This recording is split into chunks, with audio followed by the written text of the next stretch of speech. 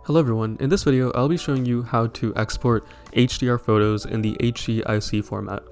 This is particularly useful for people who have iPhones and want to upload HDR photos to Instagram. This process involves using Adobe Lightroom, exporting in a JXL format in a specific color space to enable HDR, and then converting it to HEIC. To do this, you'll need a MacBook or any Apple computer with Adobe Lightroom, the latest version installed, plus an iPhone with the latest version of Instagram. This process can work on Androids as well, however, the format you convert to would be different. For this guide, I recommend following on all Apple devices. Now let's begin the video. Now for a little bit of intro, HDR photos stands for High Dynamic Range Photos. We've seen this method of color spaces used in the video format quite frequently. Since YouTube supports HDR content, Netflix and many streaming platforms do as well, this takes advantage of your display's full brightness capabilities and displays the video in the intended format. Today, we're going to be doing the same with our photography. This is very useful to get more views and display your photography better on Instagram.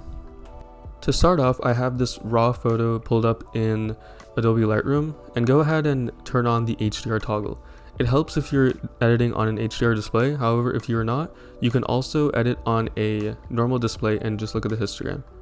After clicking the HDR toggle, make sure the HDR stops is limited to 2. This converts best into the HEIC format later on when we need to upload to Instagram.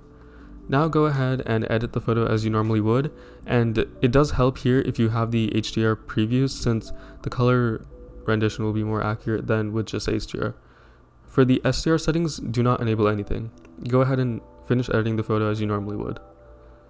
Another tip for editing HDR photos, I recommend turning the saturation down a little bit, since whenever you upload the HDR photos to Instagram, the saturation does look a little bit higher than normal. Another beneficial thing would be to edit the histogram curve of your photo. You can see the drastic effects it has on the HDR values of some colors. For example, here the blue sky has a spike in the HDR format, and this will really pop on user screens on Instagram.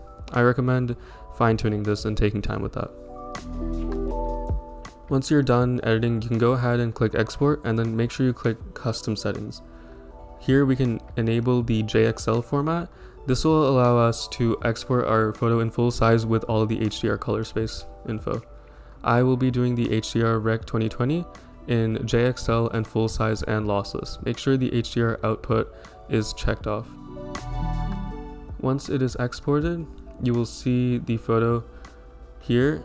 The preview might not be accurate, since the Apple preview does not always show the correct colors.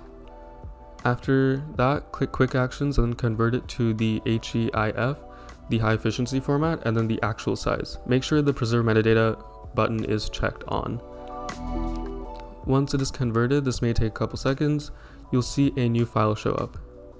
It will be much smaller in size, and you can even upload this to your iCloud photos and back it up as you normally would. Now go ahead and transfer it to your phone however you would like.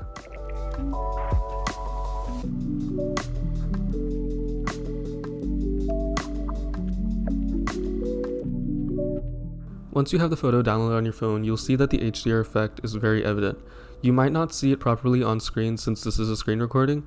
However, you can go to Instagram and view it, and it'll look the same as it does in Apple Photos. Before you post your photo, however, make sure the media quality is set to high. When it's set to highest quality, this enables all the HDR metadata to be uploaded to Instagram. Once again, you'll see the HDR colors pop on screen, and then go ahead and hit next. And you can go ahead and post the photo as you normally would.